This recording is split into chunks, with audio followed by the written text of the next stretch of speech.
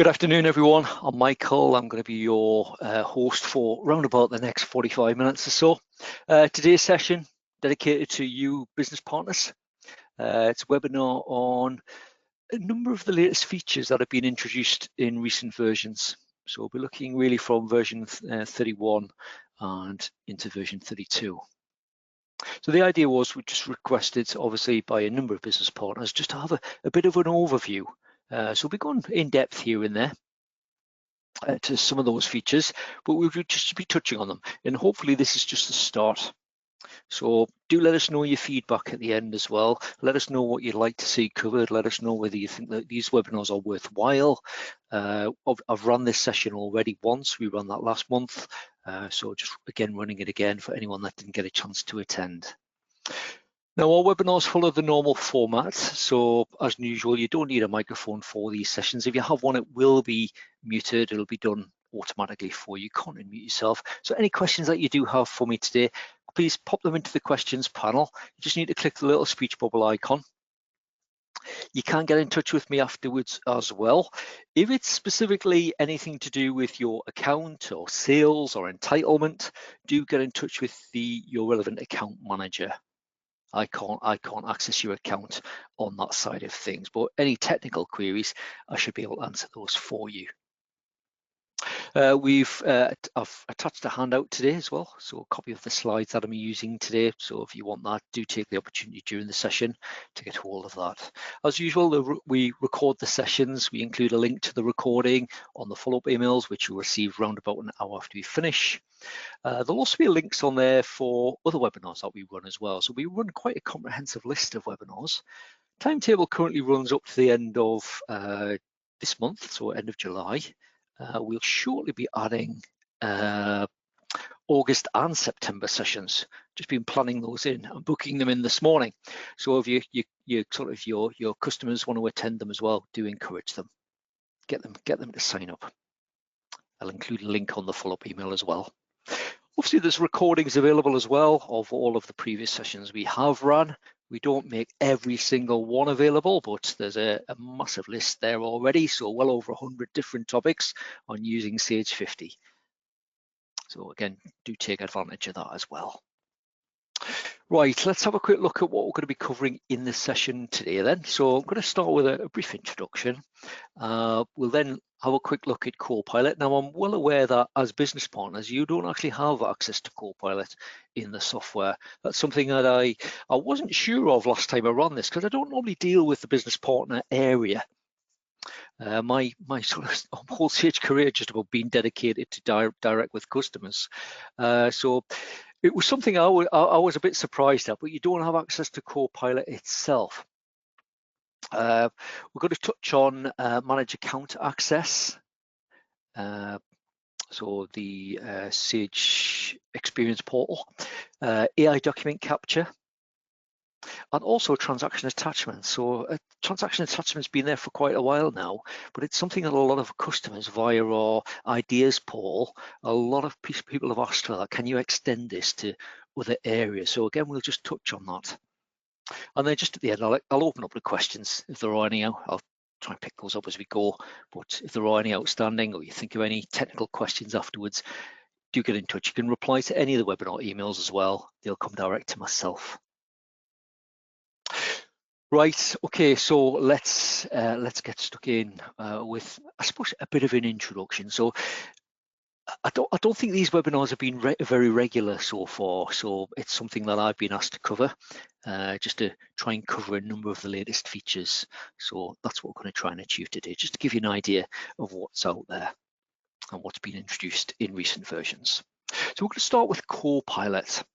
Now, as I mentioned, Copilot is not something as business partners you actually have access to in your software. So it's just to give you an idea of what it is, what it looks like, the kind of benefits that it brings as well to your customers. So always try to describe Copilot as your AI digital assistants, and for quite a few businesses that we deal with, it's probably their first step into the world of AI. So Copilot in Sage 50 accounts, and There's a lot of confusion surrounding Copilot as well, because you've got Copilot for Interact, Copilot for Sage Business Cloud Accounting, or Sage Accounting as it's now referred to, and obviously there's Copilot for Sage 50, and they quite often have slightly different functionality. So Copilot in 50 accounts, there's two strands to it. First of all, you've got what we term insights. Now, insights, they're available within the key ledgers. So you've got within customers, suppliers, products and services, nominal codes, and also in the transactions ledger. And the idea of these insights is that they'll provide sort of, I suppose, top level information. So you don't need to go digging for this information. It'll provide you with things like in the customer's ledger, for instance, it covers things like debt management, products and services. It'll look at stock management. Nominal codes, it'll look like business performance. Transactions area looks at anomaly detection. So there's quite a number of themes for these as well that have been sort of, which is where the insights sort of link to. So I'm going to demonstrate one to you. I've got a little video of one of the insights, debt management. So debt management itself is available within the customer's ledger. And the idea is when your customers access this, is that it'll open up a little bit of a panel down the right hand side of the screen, and it will provide this top level information. So for debt management, you're going to see things like transactions that are outstanding. It'll give you the code. It has been fed back already that maybe the name of the customer rather than the account code would be a bit more useful on that screen. It will give you an idea of how much is overdue and how long that's been overdue for. Now, I've just used a screenshot from my software, so hence the days overdue is quite large. But it means that you can drill down as well. So it'll give you a number of the top ones, but you can drill down. And you'll also be able to send statements and things from this area as well. Again, if you're familiar with statements functionality, be able to email those or print them, send them individually or in a batch. So I'll run through, I've got a quick video demonstration that shows you that in action. So I'll set that going. I'll come back to you live in just a couple of minutes.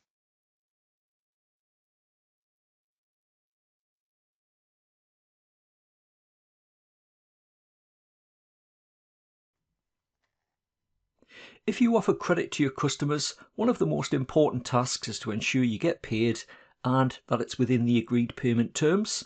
And if anything is outside of this, then you want to be made aware so you can take action. Similarly, paying your suppliers on time helps to build a stronger, trusting relationship, which may mean better credit terms going forward. The Copilot Insight for Bad Debt helps to support your business with exactly this. You can easily view overdue customer invoices and invoices reaching their due date, so that you can effectively manage debts owed to your company. It's available from the customer's ledger. Simply click Copilot Insights on the toolbar. The initial insight provides a summary of overdue invoices and those due in the next 7 days, showing in both cases the number of invoices and the total amount. Viewing overdue invoices enables you to delve into this information and lists the main overdue sales invoices with details including the transaction number, the customer, the amount due, and the number of days overdue. You can review statements for each customer and easily set reminders to follow up on this information. Reminders integrate directly with the Sage 50 Accounts diary function. You can also access and review invoices near their due date, meaning you can get ahead and start chasing customers early. To access a complete list of overdue invoices, click the View All Overdue Invoices prompt. The list shows all customer invoices including the invoice date, due date, and days overdue. You can search for specific invoices, export the list, and sort the information in each column in ascending or descending order, as sometimes it helps to see the bigger picture if items are grouped in a specific way. You can drill down to view more detail by clicking Actions and then View Transaction.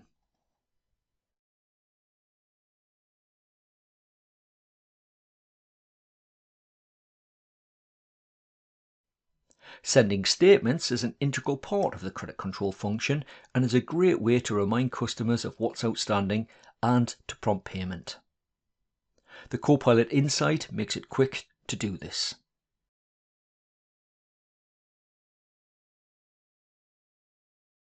Again, you can add a reminder to the diary with any required details.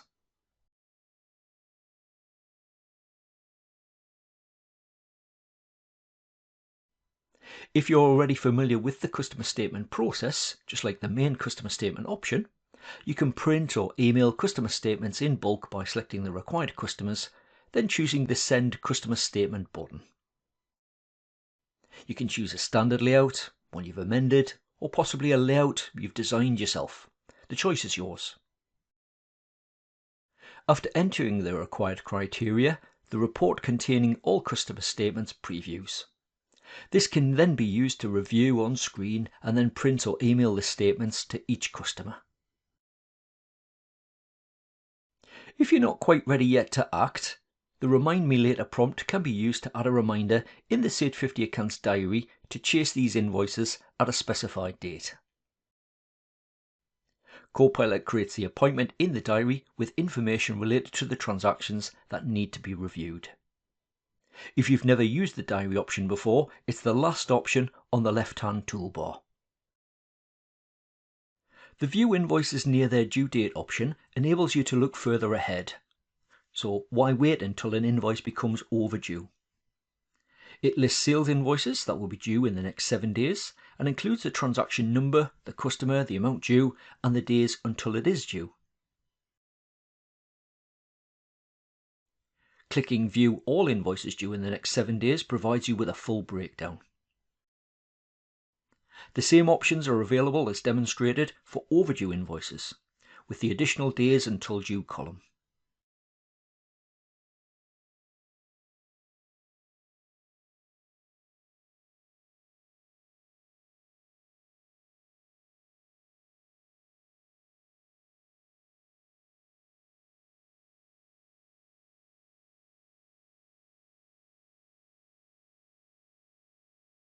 Okay, I'm back live with you at that point. So hopefully that's given you a little bit of an idea of what Copilot looks like and the type of information it will surface. I think probably my favorite one is the one that's available within the transactions area, which looks at anomalies within the data. So similar to the VAT verification settings in a way, the anomaly detection Copilot Insight will look for things like transactions which have maybe posted to an unusual nominal code, an unusual value, maybe an unusual tax code based on your historic information. Obviously, the sooner you find the mistakes, the better. Now, I'll just make sure I've got the right screen share. Yeah, I do. So obviously what you've just seen there is an example of one of the Copilot Insights. There's 5 of them available. They were introduced in version 31.1, available to just about all customers. Copilot itself, not available in the Republic of Ireland, and it's not available if a user has a subscription for Essentials. They must be on Standard or Professional. Now, that was 31.1. Since then, we've released version 32 that is available to download and install. Been out for a couple of months now, that one. So 2 enhancements to the Copilot area. One is Report with Copilot, and the other is Detailed Analysis. Now, the idea with Report with Copilot, we get loads of questions. You might well get them yourself as well, where a lot of the requests regarding reports are based around transaction listings. So I want a list of reports that, or list of transactions, list of sales invoices that have been dated within the current month or within the current financial year, or a list of invoices that are outstanding. So that type of thing Copilot can now deal with. So there's an extra option, Report with Copilot. To access that, a customer would need to access any of the ledgers. I'll just quickly share my screen and show you this one. They can access any ledger. So if I went into customers as an example, and then into reports, On their reporting toolbar at the top, you've got Report with Copilot. Again, it will open a panel down the side. It'll give you a little bit of information, sort of welcome message, what you can do in here. And the idea is you would just type some sort of message in there. So what is it you're after? So you just type your message in, click send. It'll quickly process that. It might come back with some additional questions, but once done, it'll ask you, right, you sure this is what you're after? You type confirm. It'll generate the report for you. So essentially creating a Sage report, and it will save that as a report. It will ask you to give it a file name as well. Now, when they're done, it'll just pop it into the transactions area, into the My Transactions reports. So I can access it these days from just about from any ledger. So I'm going to the transaction reports, My Transaction reports. Got a few examples of when I've run these previously. So just generates a report. Obviously, once it's generated that, it has the capability then, because it is a standard Sage report, it means that you can then go and edit that within the report designer if required. But it gives you a good foundation. So that was sort of Report with Copilot Part 1. Just quickly run it, give you an idea it is just a basic transaction listing. Saves you sending that to Excel and applying filters yourself. So it'll generate that report for you. And obviously, because it's saved as a report, you can run that whenever you want. You could add criteria, etc., to the report itself using the report designer. But that's part 1 of Report with Copilot. I'll come back to it in a moment. Just quickly pop back to the slides. The other thing that was mentioned there, if I find the right slide, I'm all over the place today with my buttons. I'm working from different screens today, so everything's popping up all over the place. So the other one that was mentioned is detailed analysis. Now, this is quite an interesting one because it's more about sort of a commentary analysis on the performance of the company, so the position of the likes of the P&L and the balance sheet. So I'll just quickly pop back to the software. And if we go into nominal codes, I'll access the Copilot Insights for the nominal codes area. And this is the new bit in version 32. So prior to that, in version 31.1, you had the begin analysis, but in version 32, you've got these new additional options. If I just click Analyze Profit and Loss, confirm when I want to run that too. So it is based around the current financial year. So a bit like the standard sort of management reports from the top toolbar in nominal codes, same sort of position as that. You can't run it for a previous year or a future financial year. So obviously one of the limitations at this point is if you've gone beyond the end of your current financial year. Instead, you would need to go and look in the normal places for running reports outside of the Copilot Insight. So we'll just confirm that. It'll extract the data, it'll analyze it for you.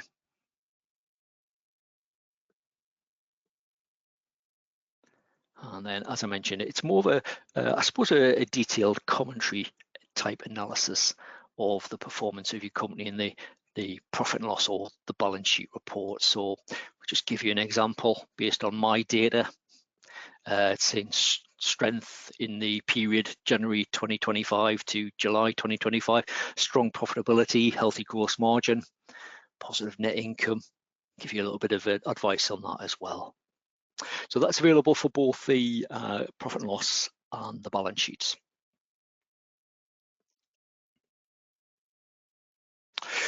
Now, what's next? What can your customers expect from Copilot next? Well, version 32.1, we're expecting that to be released or available towards the end of maybe next month, so towards the end of April, maybe early September, but obviously dates do move around a little bit here and there. So next enhancements, there will be one for Report with Copilot.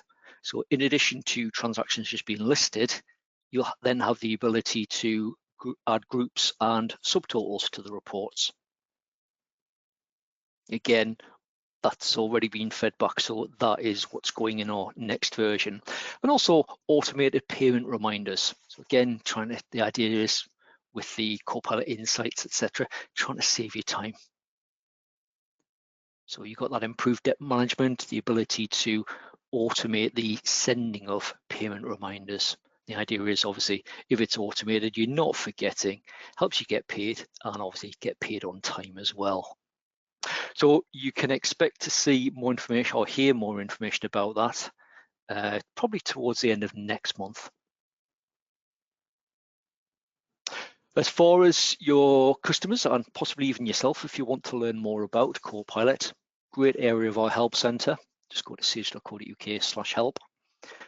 There's information on the introduction to Copilot, setting it up, and also using it as well. Now, what we find with setup, and this is probably something you'll come across as well, where your customers are saying, well, actually, I've got version 31.1 or I've got version 32. Why haven't I got the Copilot option? Everything I've read says I should have.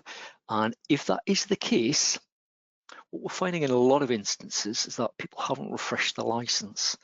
Nice, easy option. They would just go to Tools, Activation. You've got that refresh license option. Just give it a click, and more often than not, it'll just connect to the Sage license server, and if necessary, it'll pull down the latest license for them.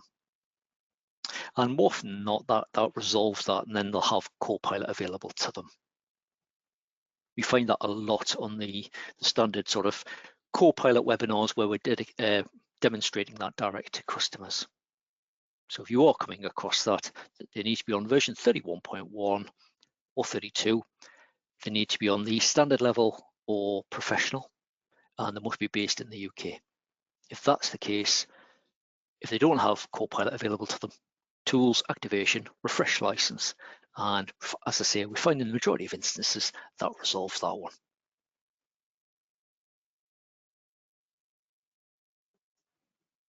Next, just going to quickly, I've got a little bit of video demonstration just on an update on managing account access.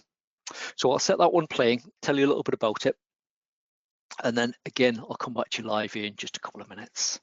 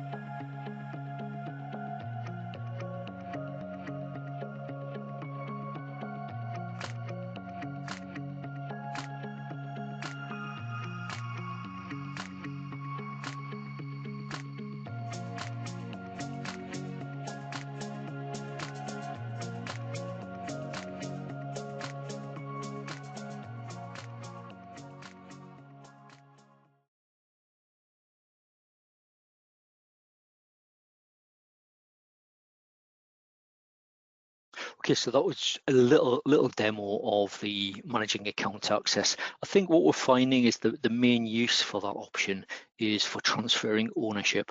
So ownership is normally the first person that sets up the cloud connected services or the connecting a Sage account. They will be the data owner.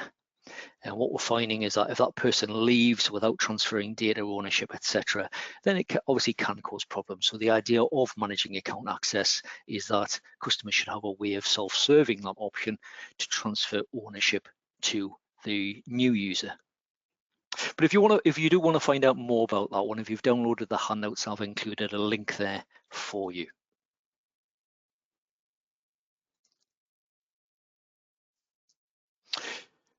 Next one to quickly mention is AI document capture.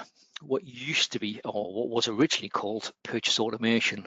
So these, from an internal perspective these days in Sage, we often find these, some of these connected features have all sorts of names. When the first release Copilot did, the Sage Network and Sage Connect itself, again, that was another one that did, as did, in this case, AI document capture. Now, this is on a similar theme to auto entry, if you've ever used that one.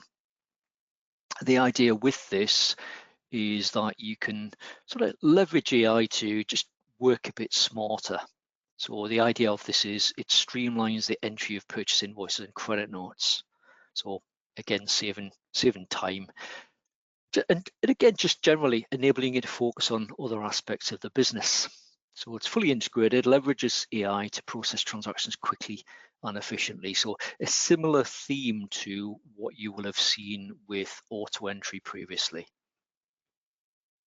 So it will recognize different invoice formats, identifies names, dates, addresses, line items, tax amounts. Obviously, it learns continuously as well from not only individual users, but also collectively as well. From recognizing invoices from all users globally. The more it's used, the smarter it's going to get. And within about a month of use, you tend to find that it's 95% plus accurate. Obviously, you can override the information if required. Just give you a quick demo on this one. See if I can run one live for you. So I've already got it set up, and this, believe it or not, I was surprised when I looked at this one. It's if you're connected to have a Sage connected account, this is as simple as going into connected services, and you'll have AI document capture. It's that it literally, I was surprised at this one. It literally is that easy. So no complicated process for this one. Now, you've got two options for uploading purchase invoices or credit notes. Now, you may hear about receipts being mentioned as well. Now, it can be used in that way where employees, you might want to track employee expenses, but in that instance, because it links with suppliers, you've got to set the employees up as a supplier record. Now, invoices can either be uploaded manually, which I'm going to show you in a moment, or they can be emailed to an email address that will be allocated to the company once AI document capture is enabled. So in this case, I've got one called Sage Demos V32 878 purchases at ai.sage.com. So once I've received that, I've received an invoice, let's say via email, I can forward that on to that specific email address. I could have just got it sent there in the first place. But if I upload a file, I'll browse for that. I've got a couple on my desktop that I created earlier. What did I call it again? MC documents, that would probably help. Staring me in the face there. So I'll just call it invoice 89. It's a PDF copy. If I just open that, say, right, I want to upload it. Various formats supported as you'd expect. Let's continue with that one.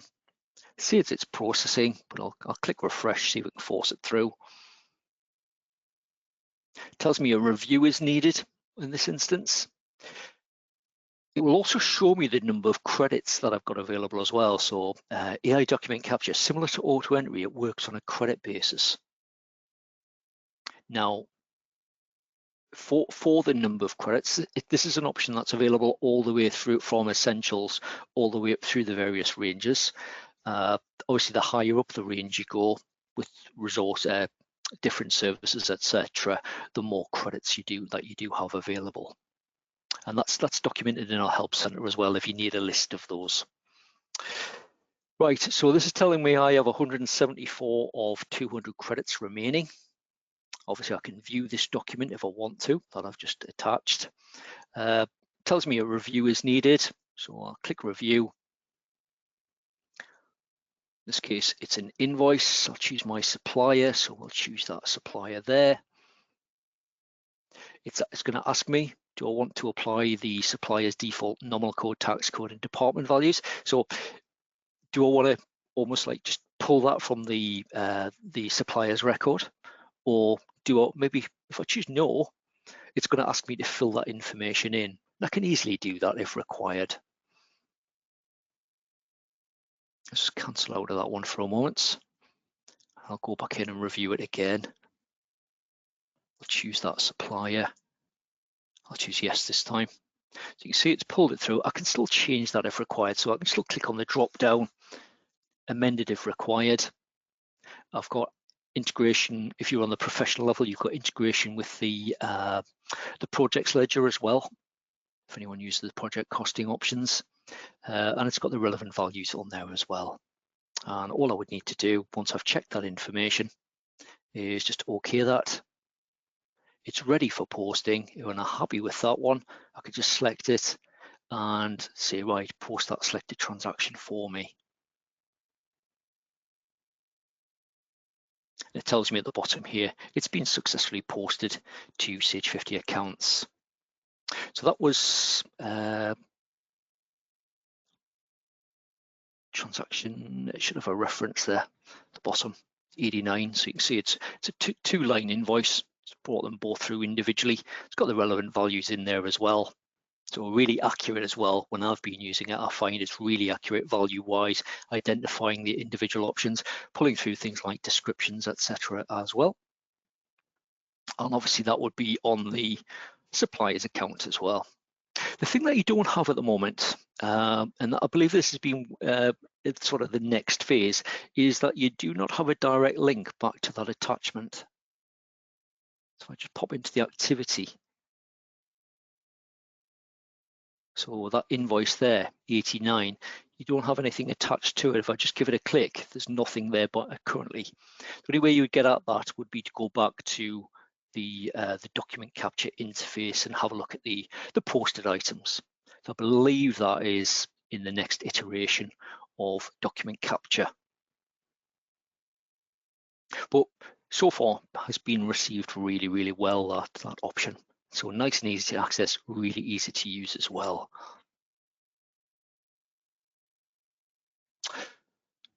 And speaking of sort of attachments, as it were, if I pop back to the slides, it's something that has changed in version 32 as well.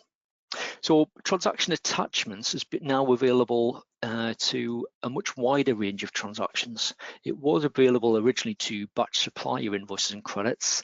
You've had it in VAT returns for quite some time as well. Also for journals being in there for quite some time, but that's now been extended to virtually all of the transaction types now. So you can attach a range of file types. So obviously the most common sort of attachments that you're likely to want to put on there, you do have that availability. So again, transaction attachments, something that's simple to use. Attachments can be included when you're backing up as well. And obviously you've got that wide range of file types. Just in case you're wondering what I'm talking about, maybe you've never seen the attachments option before.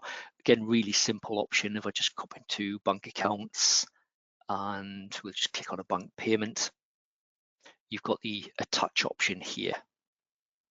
So when you're entering that, you might have a copy of the receipt, for instance. You can click on it, you can then browse, just say, right, I want to attach, I'll just use that PDF. Let's use that 89 that I attached, uploaded just a moment ago.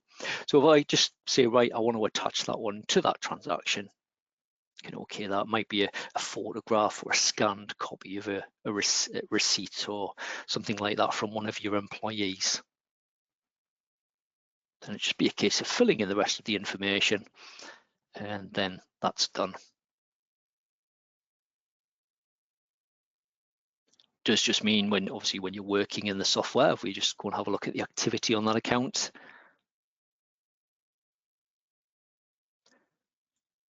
I've got the option, I can click it, and then I can view that, whatever the attachment is. It can be more than one attachment as well. So each attachment can be up to 5 megabytes in size. But it's gone down really well, that one so far, with our customers that are using that facility. Again, might just save on the paper filing side of things. Right, okay. Let's quickly pop back to the slides. Let me know if you've got any questions along the way as well. Now, if you all want to find out more, whether it's installing your software, it might be useful for your colleague, your customers as well. There is also release notes available from version 28.1 and above. Those are available from our help center. So if you want, maybe you just want to check that your knowledge is up to date. Any sort of, I suppose what you term bug fixes, those are included in the release notes as well. So again, I've included that link, you can get direct to it. So I think I've put on there 28.1, I'm sure that is the case, all the way up to version 32. So they keep getting added to via the same link, you'll be able to access that for all the latest versions. Does anyone have any questions at all?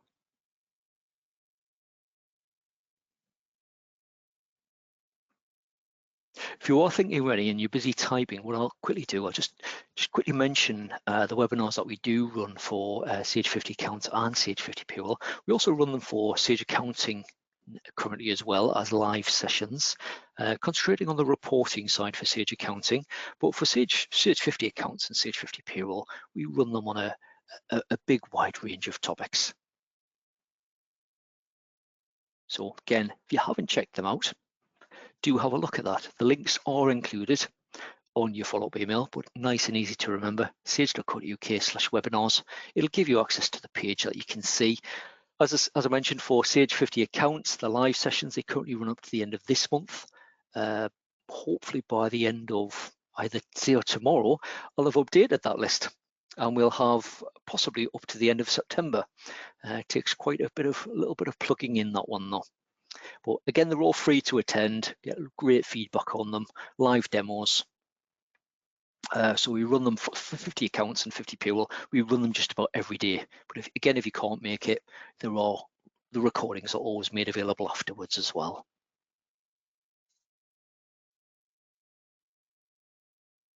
Right, just bring me to the end of what I was asked to cover today and what the requests were. So many thanks for coming along. Because these webinars are fairly new to myself for dealing with and covering and supporting business partners, if you've got any thoughts or feedback on them, there's a little survey pops up as you leave the session.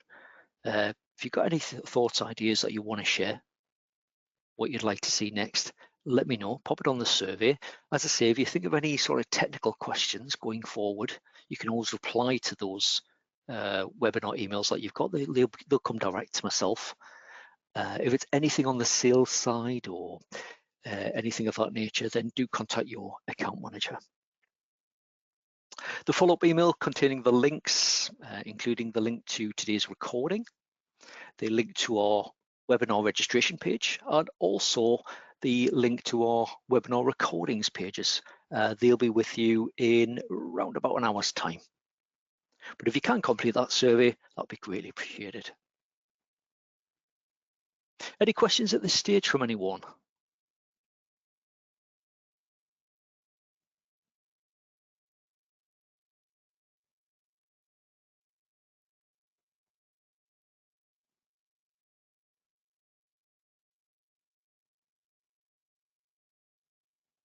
If not, what we'll do is I'll wrap the webinar up just at this point.